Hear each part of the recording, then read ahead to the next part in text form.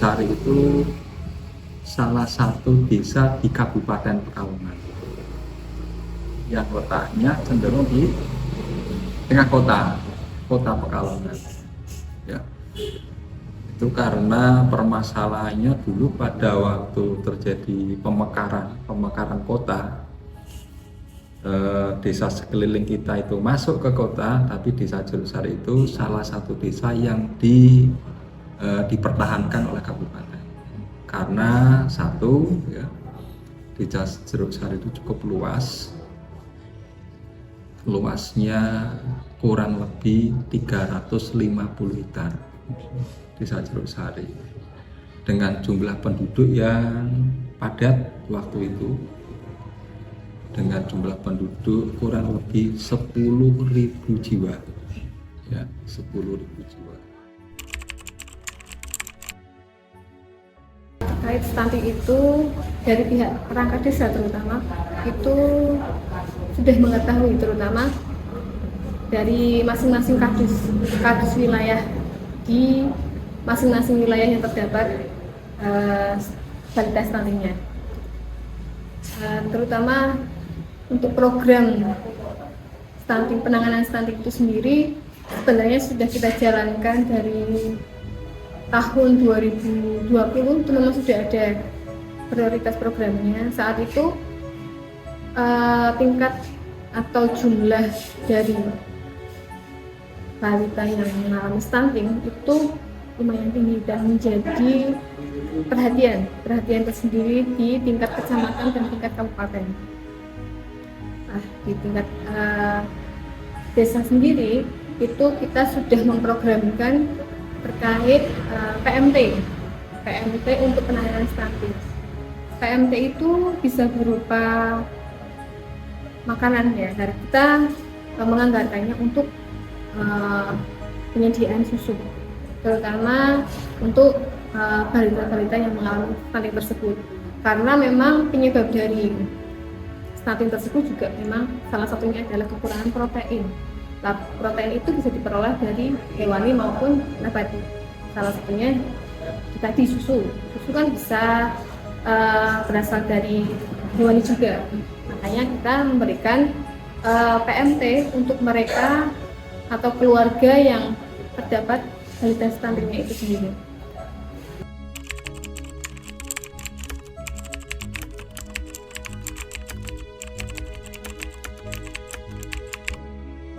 Kalau kesehatan mental ibu sangat berpengaruh untuk anak menjadi stunting, karena dari asupan gizinya selama kehamilan, perawatan selama kehamilan itu kan tidak bisa sesuai seperti seharusnya.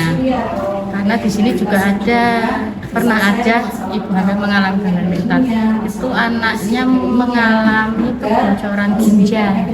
Alhamdulillah sekarang sudah bisa tertangani, anaknya sudah bisa sehat.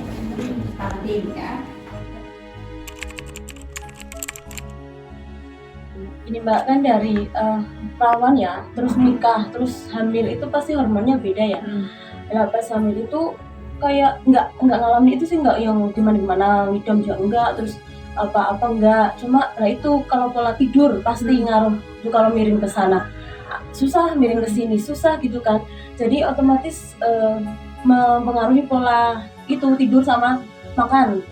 Kalau waktu dudukan makan apa aja masuk tuh. Nah, kalau hamil itu kayak bau nasi aja tuh jadi makan itu semasuknya, maksudnya kayak apa junk food kayak atau dimakan, yang penting kemasukan makanan. Nah itu mungkin ngaruh ke bayi juga ya. Terus juga pas nanti lahiran juga mengaruhi ASI. Padahal itu salah kan, pola makan kayak gitu salah. Harusnya itu tetap nutrisi kayak sayur, buah atau nasi itu tetap masuk ya, walaupun agak mual atau ngerasain apa itu harus masuk. Tapi aku tuh waktu itu nggak tak paksain gitu loh, maksudnya 4 bulan aja makannya mie, kan itu udah salah. Itu udah salah lah. Itu ngaruhnya apa ke bayi keluar, kayak itu ASI sama sekali nggak keluar kan. Itu kan nyeselnya kan kayak jadi ibu kayak gagal gitu nggak sih? kayak aduh aku kurang prepare nih, aku kurang memperhatikan aku nih gitu, sampai ngaruh ke bayi aku gitu. Jadi tetap harusnya salah dari mungkin nggak mikir itu kali ya, kayak nikah gitu punya anak jadi nggak mikir yang gimana harus apa, aku harus mempersiapkan apa nih aku hamil gitu kayaknya kurang ke situ kayaknya. Jadi ya itu.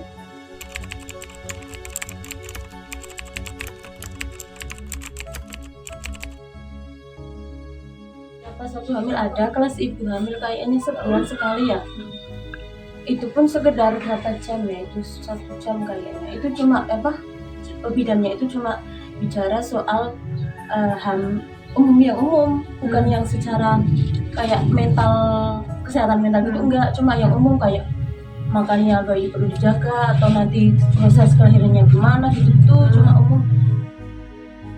Untuk kesehatan mental di desa Jogosari terutama, terus di puskesmas Sektor 2 itu belum ada yang menjurus langsung untuk program kesehatan mentalnya tersebut. Paling kita bisanya cuma melakukan pendekatan perseorangan, baik itu kunjungan rumah atau seperti tadi kegiatan kelas ibu hamil itu untuk kita tanya-tanya, kita sharing masalah yang dialami ibu tersebut selama masa kehamilan seperti itu, atau kalau ada yang sudah pernah melahirkan, sudah pernah menyusui atau mempunyai balita sebelumnya, bisa sharing masalah keperawatannya bayinya, masalah nutrisi bayinya, agar setidaknya kedepannya bayi yang sekarang dikandung biar sehat, tidak stunting ya.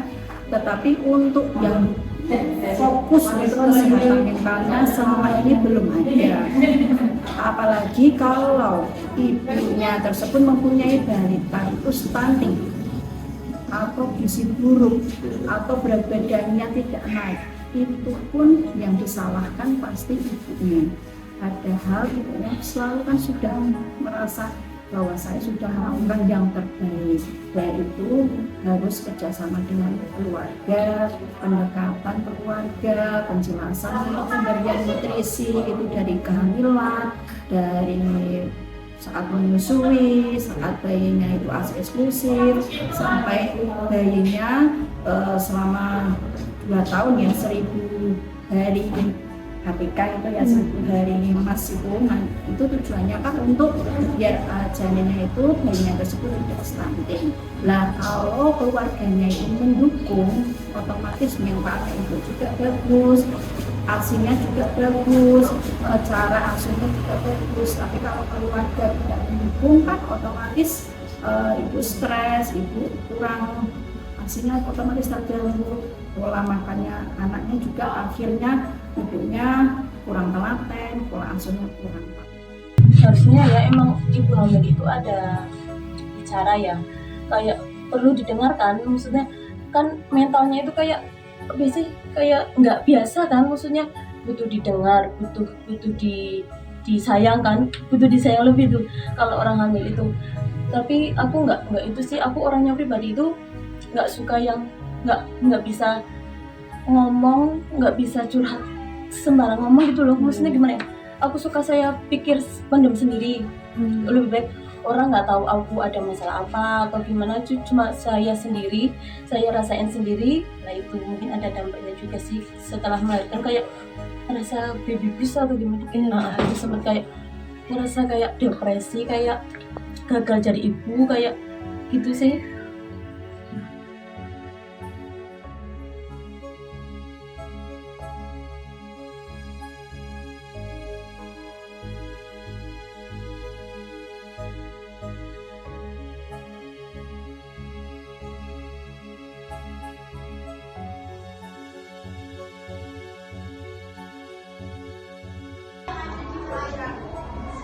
Satu, dua, tiga, ya. Nah itu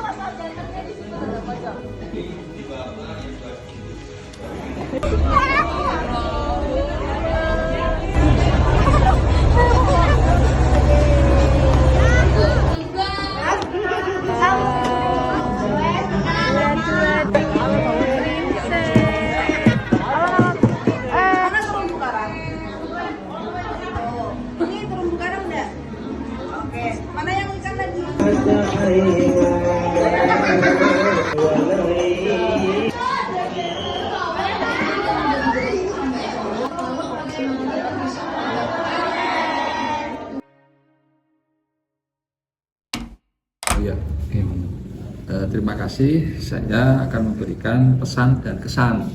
Saya kesan dulu, pesannya jangan belakangan.